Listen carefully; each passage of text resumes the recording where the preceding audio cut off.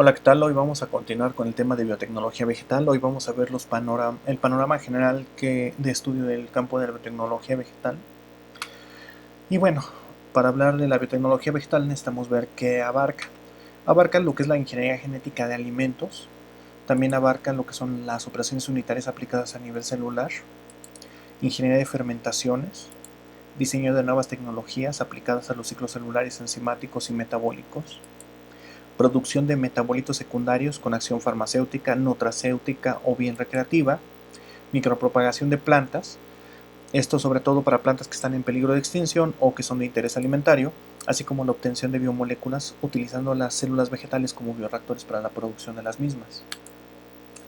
Y bueno, los retos de la biotecnología vegetal que enfrenta es que hay cada vez enfermedades emergentes que se dan por la apertura de mercados y la comercialización de productos vegetales que ayudan a la dispersión de enfermedades prácticamente en un tiempo récord, de tal manera que en cuestión de meses una región aislada del planeta puede enfrentarse a patógenos con los que nunca había estado en contacto en el pasado y la biotecnología vegetal tiene que ofrecer una respuesta ante tales problemas. Otro es que hay enfermedades que ya existían y que se están adaptando a las nuevas condiciones y están surgiendo nuevamente. Además que hay plagas que son cada vez más resistentes, sobre todo al uso de agroquímicos. Por lo tanto, la biotecnología vegetal tiene como responsabilidad eliminar completamente el uso de agroquímicos, ya que en el casi siglo que se han usado ya masivamente no han logrado el control de las plagas ni la erradicación de las mismas, sino que los efectos adversos realmente han sido devastadores a nivel mundial. Y bueno, la pérdida de variabilidad genética en plantas y animales es otro reto que tiene que vencer la biotecnología vegetal, ya que los monocultivos sobre todo han logrado esto, que se pierda la variabilidad genética. Y entonces una plaga, al atacar a una sola planta, puede atacar a todo el cultivo y todo el cultivo no tiene la capacidad de responder ante esa plaga. ¿Por qué? Porque todas las plantas de las cosechas tienen la misma información genética. No hay variabilidad genética para poder responder ante nuevos patógenos. Bueno, también surge la necesidad de cubrir la mejor distribución de los alimentos, la preservación, la calidad nutricional de los mismos, entre otros. Bueno, disponer también de los desechos agroindustriales y la obtención de energías verdes o por lo menos la obtención de biocombustibles. Y bueno, ¿desde cuándo el hombre practica la biotecnología? La biotecnología es practicada prácticamente desde que surgió la humanidad. Hay vestigios de la elaboración de bebidas fermentadas a partir de jugos de frutas prácticamente en todas las civilizaciones. La fermentación es un proceso microbiológico, la fermentación también para hacer pan. Además que también la domesticación de algunas plantas también se puede considerar como parte de la biotecnología. También involucra nuevos medios de producción de alimentos que ha dado la biotecnología. Entre ellos se encuentra, por ejemplo, en la América prehispánica, las chinampas, que son un tipo de balsas que tienen tierra y en ellas se siembra. Entonces las plantas que crecen aquí tienen acceso al agua que tienen por debajo de la tierra, entonces pueden accesar a los nutrientes que están aquí en el agua, además de que esta agua al estar en movimiento tiene aireación, tiene buena concentración de oxígeno y entonces están aprovechando espacios no convencionales para la producción de alimentos. Otra de las tecnologías prehispánicas que se había dado es que en lugares salobres el agua puede producir microalgas y entre más salada fuera el agua, sobre todo en lagos de alta montaña o lugares desérticos, se producían estas microalgas y eran de mejor calidad.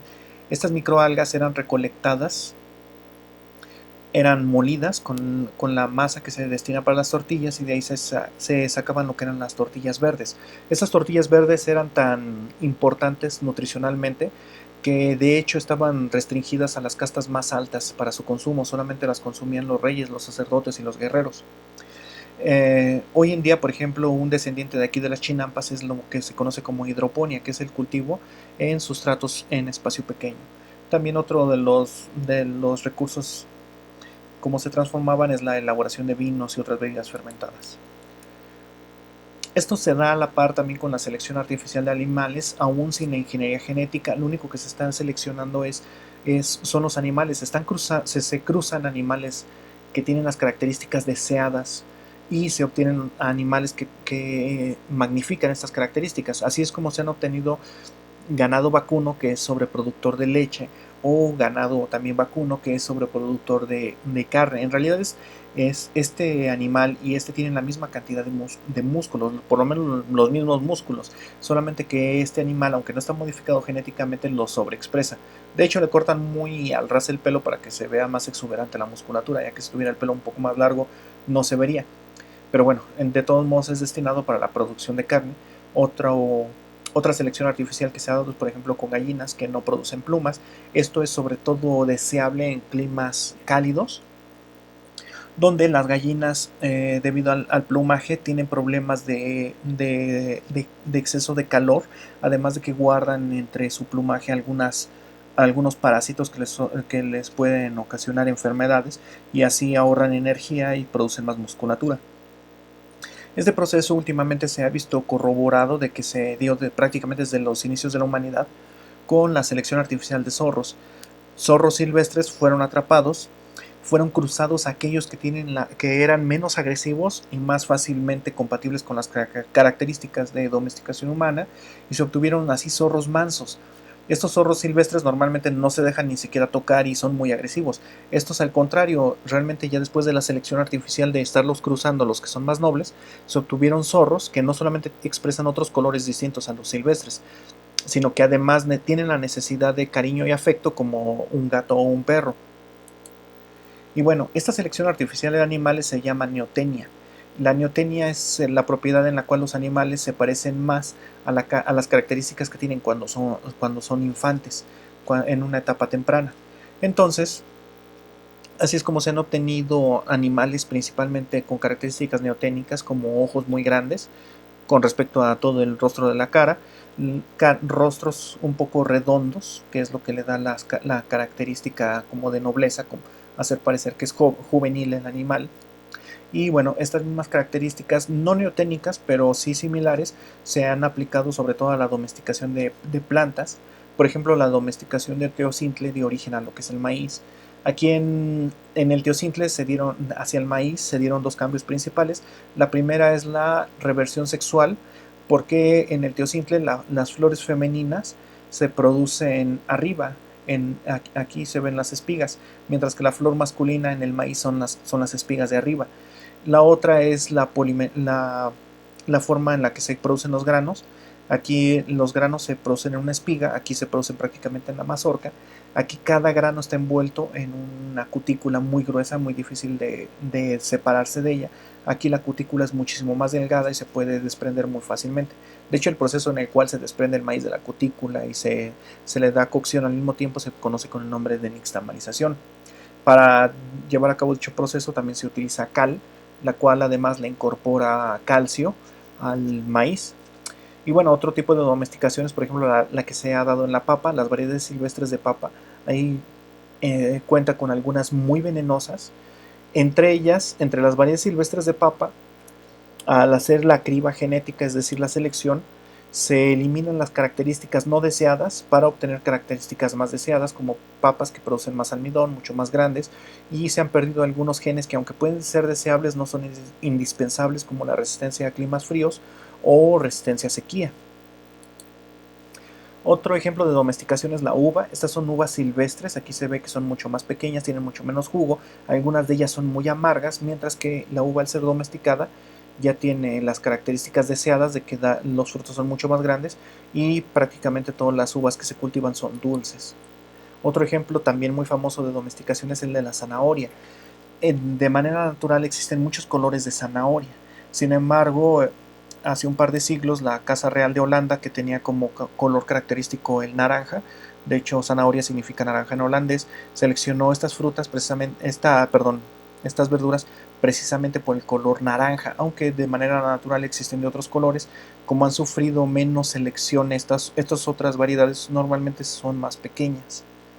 Y prácticamente hoy en día no hay ningún alimento que procese el ser humano de origen vegetal que no haya sido seleccionado con la criba genética y no tenga manipulación genética.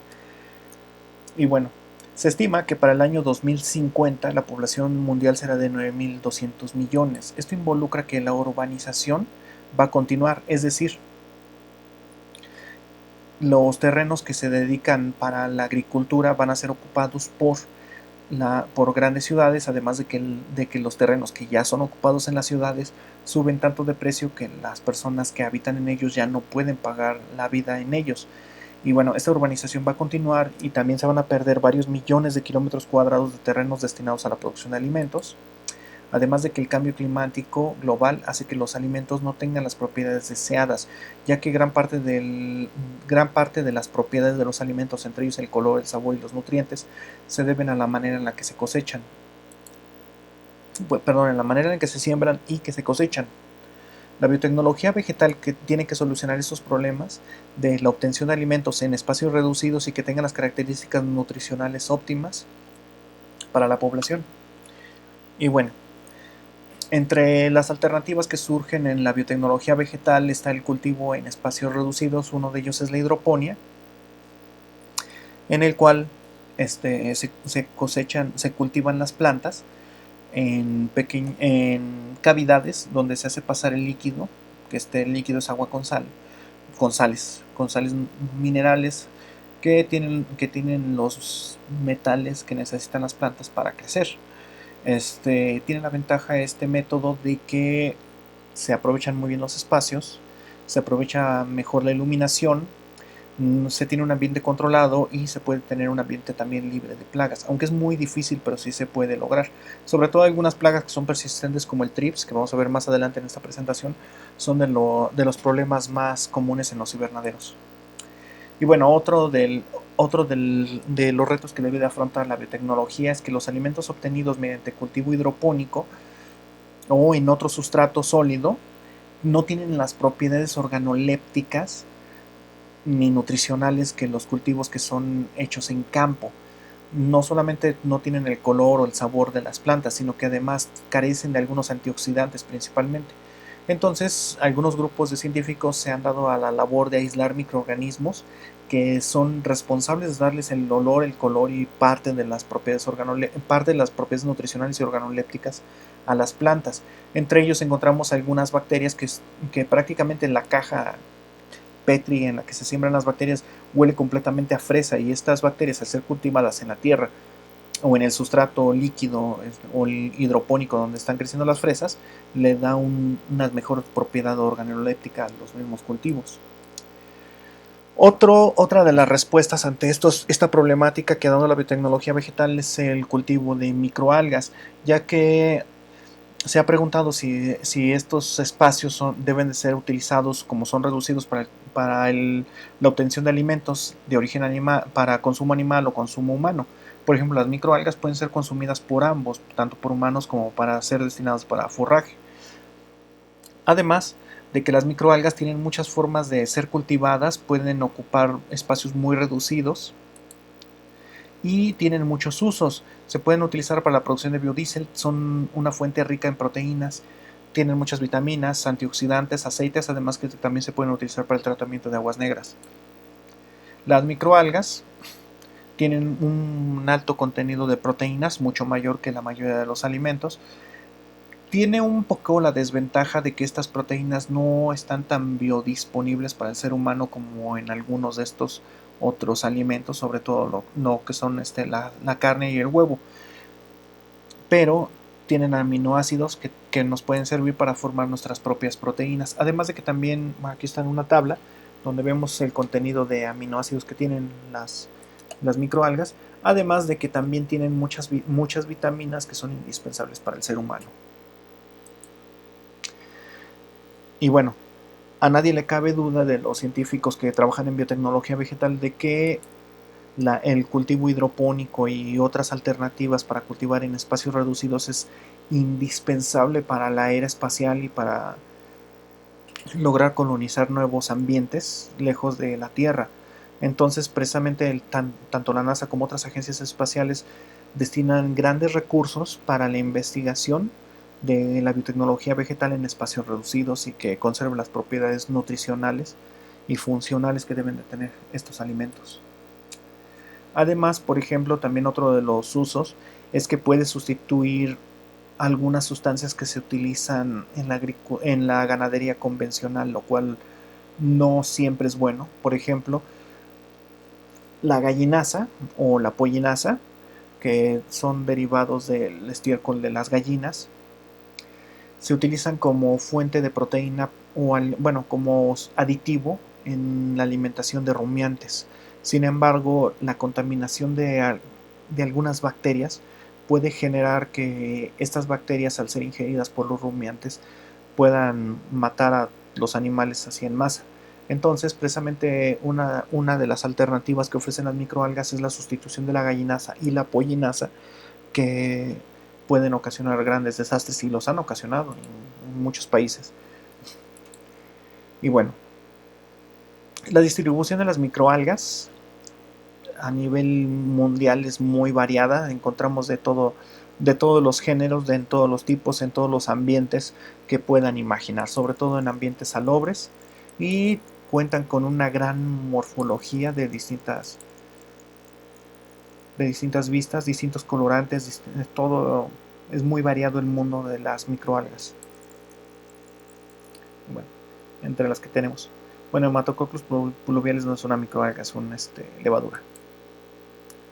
Otra de las ventajas que tiene el cultivo de microalgas es que se pueden cultivar en agua de mar, la cual es bastante barata en la mayoría de los lugares, en espacios desérticos, y se pueden hacer plantas de producción que funcionen por gravedad, utilizando los mecanismos naturales de agitación de ríos.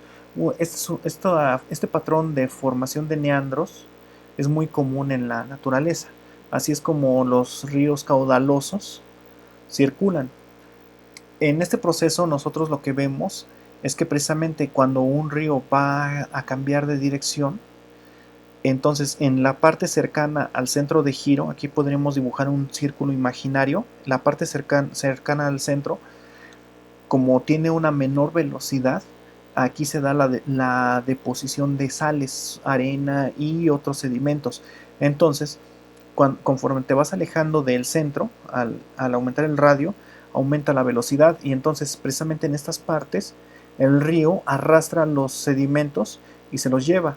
Y entonces vamos viendo que este bucle va aumentando en tamaño hasta que este bucle y este otro se puedan llegar a unir, y entonces continúa el zigzagueo. Y aquí vemos, por ejemplo, cómo se va formando otro. Aquí también vemos el mismo patrón. Aquí se está depositando la arena, mientras que en esta otra parte va a ser arrastrada. De hecho, estas dos partes vemos que ya se van a unir. Cuando estas dos se unan, entonces el caudal del río va a circular en esta dirección, y esta parte va a ser olvidada, por lo menos para el caudal. Bueno, pues siguiendo este mismo patrón, se pueden diseñar los cultivos que funcionan por gravedad, aprovechando estos mismos patrones de agitación para que no sedimenten las microalgas, continúen en suspensión y tengas el máximo aprovechamiento de terrenos, como logramos ver. Bueno, sin embargo, la biotecnología aún tiene muchos retos en este campo, ya que se desconocen los mecanismos celulares que controlan los procesos de crecimiento y autorregulación que tienen los organismos. Por ejemplo, en el caso de las microalgas, cuando sedimentan o cuando se encuentran en altas concentraciones sin agitación, prenden un mecanismo mediante una comunicación celular llamada quorum sensing, en la cual se suicidan todas. Entonces, precisamente es indispensable mantenerlas en agitación para evitar que se mueran las microalgas. Otro de los campos de estudio de la biotecnología vegetal es el efecto de la luz. Hablando de la luz visible, que está compuesta prácticamente por los 7 colores del arco iris, que abarcan desde 400 nanómetros para la luz violeta hasta los 700 nanómetros para la luz roja, nosotros podemos clasificar las plantas de acuerdo a su comportamiento ante la luz. Aquí nosotros en este eje graficamos la asimilación de dióxido de carbono, es decir, la fotosíntesis, contra la intensidad de luz. Esta se mide en micromoles de fotones por metro cuadrado segundo. Y aquí vemos dos tipos de plantas, las plantas C4 y las C3. Se llaman C4 y C3 por el compuesto que forman al realizar la asimilación de dióxido de carbono. Si es un compuesto de 4 carbonos se llaman C4, y si es uno de 3 se llaman C3. En general, pero no es la regla, todas las C4 toleran muchísimo más intensidad de luz, que las C3, además de que ante la misma intensidad de luz tienen mejor aprovechamiento de absorción de CO2. Y aquí vemos, por ejemplo, entonces cómo se comportan una planta C3 que es de sombra, una planta C3 que es de luz y las plantas C4. Por ejemplo, plantas C4 que se encuentran comúnmente tenemos, por ejemplo, el pasto, la calabaza. Plantas C3 que se encuentran comúnmente, por ejemplo, tenemos la naranja, el limón. Plantas C3 que son de sombra, tenemos, por ejemplo, la hoja elegante y todas aquellas que se secan si las dejas directamente en la luz del sol. Normalmente la unidad utilizada para la iluminación debe ser esta, micromoles de fotones por metro cuadrado segundo. Para hacer esto, para hacer la conversión de unidades de potencia, como la mayoría de las lámparas y suministros de luz trabajan en watts, P va siendo la potencia que se mide en watts y lo multiplicas por la longitud de onda que está emanando la fuente, dependiendo del color, es la longitud de onda que está emitiendo, que diga. Lo divides entre el número de Avogadro, la velocidad de la luz y la constante de Planck. Esta es la ecuación de Avogadro-Planck-Einstein para transformar esto a moles de fotones por metro cuadrado segundo. Vamos a ver problemas de esto mucho más adelante. Y bueno, también existe lo que es el uso de organismos genéticamente modificados en la biotecnología vegetal, los cuales pueden ser organismos transgénicos, cisgénicos, silenciados, con expresión alterada, con expresión transitoria o que han sido modificados por el uso de CRISPR. Estos ya no entran directamente como organismos modificados genéticamente porque en algunos casos nada más es una base lo que has modificado y muchas veces no hay manera de comprobar que eso no fue una mutación natural. Realmente no hay manera de comprobar que fue manipulado el organismo en algunos casos. Y bueno, entre los organismos transgénicos se encuentran aquellos que expresan un gen que no son de ellos, que no es de ellos mismos, sino que es de otro organismo. Aquí en el ejemplo más común de los organismos transgénicos tenemos a los seres humanos. Los seres humanos, al momento de que son infectados con un virus, el virus inyecta su material genético y tus células se expresan ese material genético. En ese momento te conviertes en un transgénero. No, perdón, en un organismo transgénico. Perdón, I'm so sorry. Bueno, otra forma de obtener organismos transgénicos es mediante el uso de Agrobacterium. Y tú inyectas un gen, perdón, clonas un gen en el plásmido que vas a inyectar al Agrobacterium y se encarga de inyectarlo en la planta. Agrobacterium es una bacteria que de manera natural transforma genéticamente a las plantas para que formen un tumor en el cual se crean las condiciones ambientales necesarias, óptimas para que crezca Agrobacterium. Bueno, estos organismos son modificados para que ya no creen el tumor y solamente inyecten el gen que tú quieres en las plantas para hacerlas transgénicas. Puedes inyectar de esta manera un solo gen para expresarse en las plantas. También existen organismos cisgénicos. En estos es prácticamente lo mismo que los transgénicos, solamente que el gen que están expresando es de ellos mismos. O bien estás reprimiendo la expresión de un gen, no estás metiendo ningún gen, sino que simplemente estás controlando que no se exprese uno de ellos. Otro mecanismo para lograr la variabilidad genética es, por ejemplo, el uso de transposones. Los transposones fueron observados por primera vez en el maíz, ya que son responsables de los cambios de los patrones de coloración de los granos de maíz. Pero un transposón son secuencias genéticas que se encuentran en todos los organismos que pueden cambiar de posición de manera natural. Y aquí vemos, por ejemplo, el porcentaje de transposones que se encuentran en el genoma de acuerdo a los organismos. Por ejemplo, aquí vemos que las bacterias pueden tener aproximadamente de un 7-8% de su genoma hecho de transposones hasta un 22%, mientras que una célula eucarionte, por ejemplo una levadura pequeña, puede ser desde un 25% hasta un 50%. Así hasta que llegamos al ser humano, donde por ejemplo algunos casos de seres humanos, en los seres humanos encontramos que hasta el 90% del genoma puede estar constituido por transposones. Esto no son todos los genes, sino solamente los que se pueden expresar. Y bueno, también existen organismos que son silenciados genéticamente. En estos casos se inyecta algún DNA que codifica para un RNA y esto va a ir a una proteína.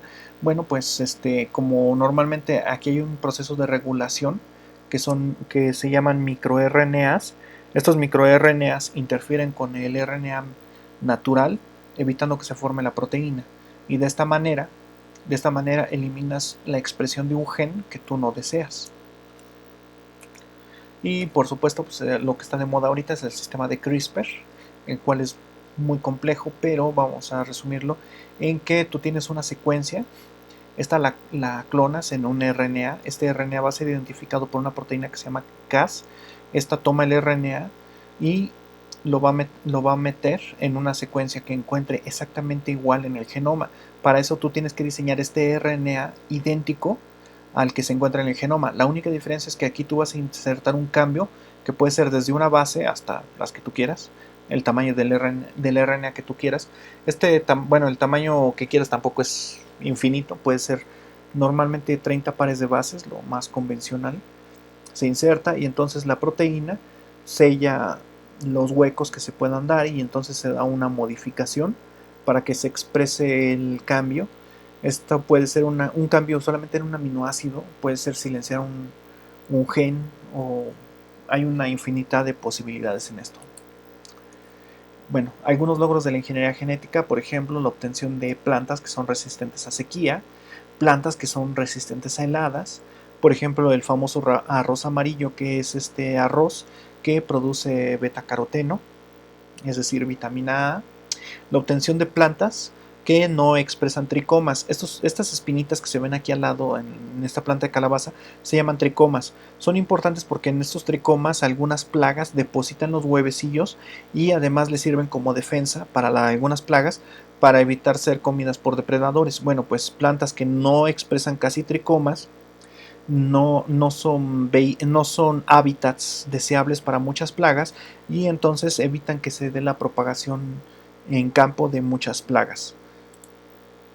Otro mecanismo es la clonación.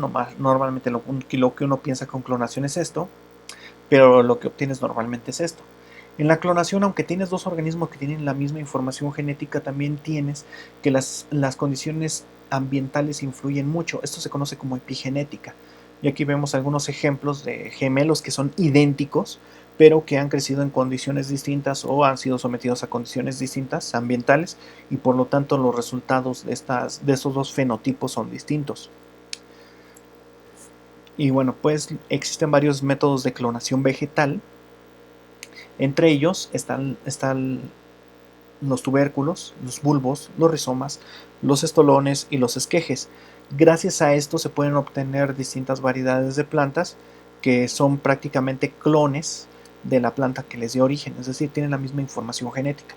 ¿Por qué se hacen estos clones? Pues por ejemplo, como ya habíamos mencionado, las uvas silvestres pueden llegar a ser muy amargas. Entonces, precisamente como una cualidad deseable de las uvas es que sean dulces, también de la manzana, es evitar que se dé la recombinación genética para que no salgan amargas. Y bueno, otro de los usos de la biotecnología vegetal es la micropropagación, donde tú tienes un cultivo de células que puedes regenerar plantas. Tomas un tejido, lo pones en un medio para que se diferencien las células, pones este tejido en un medio con hormonas vegetales, se va a formar lo que es el callo lo pasas a medio líquido, se disgrega y las células vegetales empiezan a crecer en suspensión y tú lo puedes llevar en sentido contrario. Cuando tú ya tienes las células en suspensión, las propagas, estas crecen mucho más rápido que en cualquiera de las otras formas. Tomas las células, las pones en un medio con hormonas, se genera callo y luego de aquí se da la organogénesis hasta que regeneras planta completa. Lo malo de este proceso es que se da la variación somaclonal. En muchas plantas no es importante, pero por ejemplo en el caso de la uva y la manzana sí es importante porque puedes generar manzanas o uvas que no tienen las características organolépticas deseables. El proceso de variación somaclonal es cuando de manera natural cambian de lugar algunas regiones. En estos procesos intervienen también los transposones, cambian de lugar dando origen a respuestas distintas a las originales que tienes en las células. De hecho, las células que son sometidas a variación somaclonal ya no se pueden considerar clones, es decir, ya no son idénticas a la célula que les dio origen, aunque no hayan sido sometidas a ningún otro proceso más que al cultivo in vitro. Por eso muchas veces algunas plantas no se reproducen por cultivo in vitro, aunque sean muy caras y estén destinadas a la micropropagación, sino que se propagan por estolones u otro método donde no hay variación somaclonal. Bueno, la biotecnología vegetal también va de la mano con la biotecnología alimentaria y el aseguramiento de la calidad de los alimentos. Los humanos compartimos el planeta con otros organismos, los cuales también competimos por espacios, recursos y alimentos. Y gracias a, bueno, uno de los fines de la biotecnología vegetal es no tanto competir, sino compartir, ya que aunque resulta prácticamente imposible la eliminación de lo que se consideran plagas, el lograr compartir los recursos o obtener plantas que son resistentes o tolerantes a estas condiciones adversas, a estos organismos, es lo óptimo para la obtención de alimentos. Desde que se iniciaron los viajes a largas distancias, las plagas y las enfermedades pudieron dispersarse de manera global. Esto fue observado por las primeras civilizaciones y de ahí surgieron los términos de cuarentena y otras cosas que no queremos ya escuchar. Después el hombre se dio cuenta que las plagas también afectan a los animales y a las plantas. Y entonces aquí tenemos, por ejemplo, algunos organismos que se hicieron plaga, como los dingos, plagas de ratas, plagas de conejos, entre otros tipos de plagas que se han dado a nivel mundial.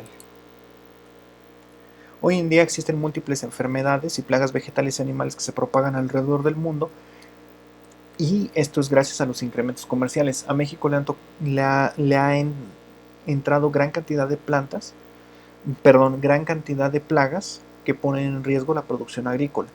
Por ejemplo, aquí vemos una enfermedad de cítricos, un hongo en maíz. Aquí también, esta es una enfermedad bacteriana en vid.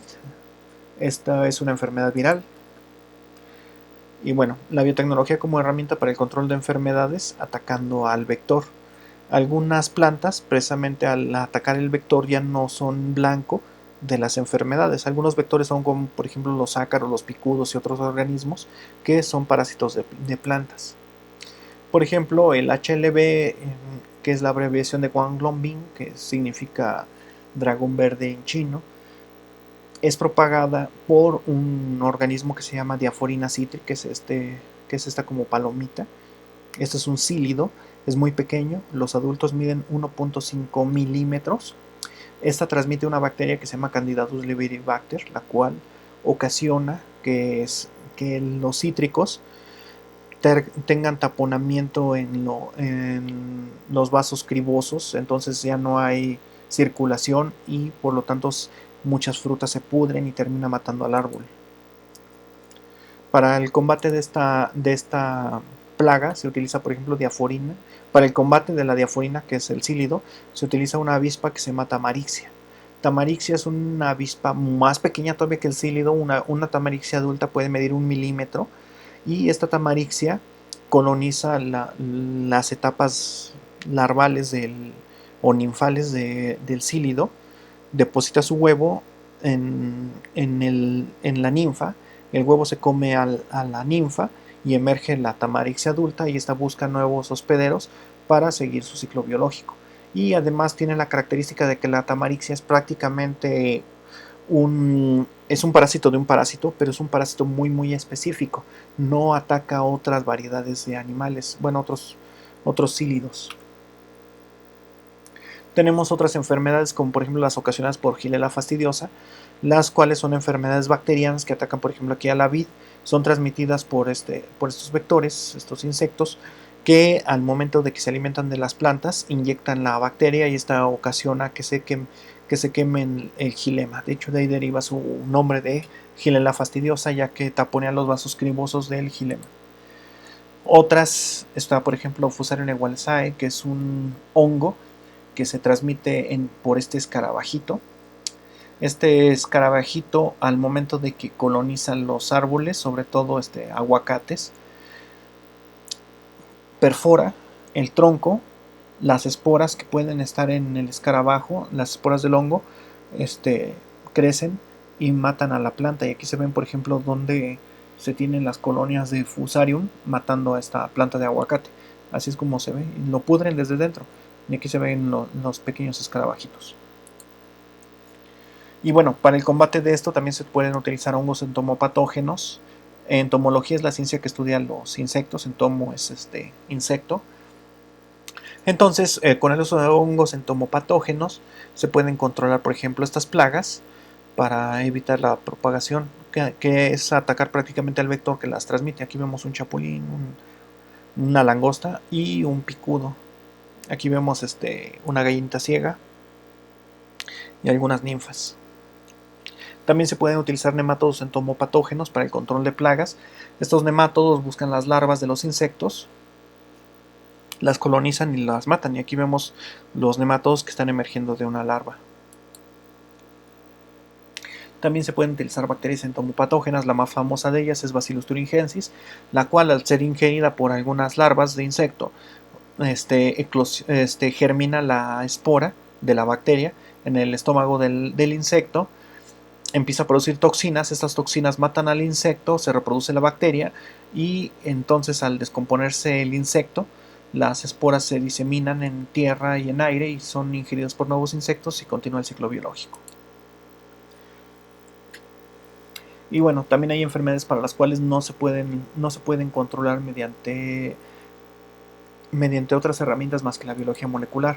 Estas son principalmente las enfermedades virales, en las cuales se requiere una modificación genética de la planta para lograr la resistencia a tal efecto. Pero también se pueden encontrar entre estas otras enfermedades, por ejemplo, los Fusarium. Fusarium oxysporum es un hongo que ataca a múltiples cultivos, entre ellos se encuentra el plátano, tomates, sorgos, fresas, zarzamora, etc. Este hongo fue el responsable de que desapareciera la variedad original de plátano que se llama Gros Michel, que fue la primera variedad más comercial de plátano a nivel mundial. Esta variedad ya no existe, fue extinta por el hongo. Cuando nosotros compramos una paleta de plátano, un chicle de plátano o algo que sepa a plátano, nosotros sabemos perfectamente que no sabe como los plátanos que comemos comercialmente, porque en realidad no sabe. En realidad, al olor de plátano que tiene es el plátano original, que era el Gros Michel, pero este se extinguió en 1960. Y bueno, volviendo a las plagas, tenemos que los trips, que son estos pequeños insectitos voladores, super mega difíciles de eliminar. Una vez que entran a un invernadero, sacarlos es un dolor de cabeza. Quieres sacar un lanzallamas para exterminarlos completamente. Tiene muchas variedades de ellos y todos ellos transmiten virus. Estos virus pueden ocasionar daños muy considerables en condiciones controladas, sobre todo en invernaderos. Y bueno, son tan abundantes que prácticamente un profesor que dé este tipo de materias en campo les puede poner 10 si llegan a encontrar una planta en campo que no tenga un solo trips, porque son tan abundantes que no hay ni una sola planta en campo que no los posea. Y bueno, entonces aquí vemos, por ejemplo, el TSWB, que es un virus que se transmite por los trips. Y estos son los patrones de crecimiento viral. Lo que tienen estas plantas es una respuesta hipersensible a la multiplicación del virus. El problema no es tanto el virus, sino la respuesta hipersensible que hace la planta. Entonces, parte de la biotecnología vegetal es lograr plantas que no tengan esta respuesta hipersensible al virus, sino que, a pesar de que tengan la infección viral, el producto sea considerado aún comestible y útil comercialmente. Para ello se pueden modificar también, por ejemplo, genéticamente, expresando RNA que evite que las proteínas virales se expresen, o que estas proteínas incluso puedan llegar a cortar al virus.